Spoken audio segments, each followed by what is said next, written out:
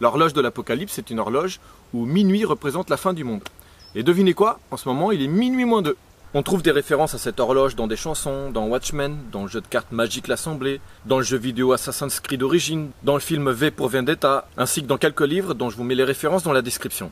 Cette horloge conceptuelle fut créée en 1947 par les directeurs du Bulletin of the Atomic Scientists de l'Université de Chicago en se basant sur les menaces cataclysmiques, nucléaires, climatiques ou technologiques. Ils prennent aussi en considération le risque d'un déclenchement de guerre, par un accident technique aussi, les actes de terrorisme sous toutes leurs formes, comme les piratages informatiques massifs dus à Internet, la prolifération plus rapide de virus et maladies dues à une surpopulation, les problèmes liés au changement climatique, le déclin géopolitique du pétrole, les risques biotechnologiques, etc.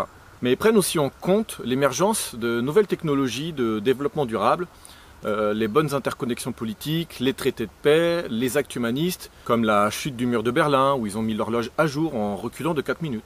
Alors, selon les changements majeurs, elle est soit reculée, soit avancée de quelques minutes.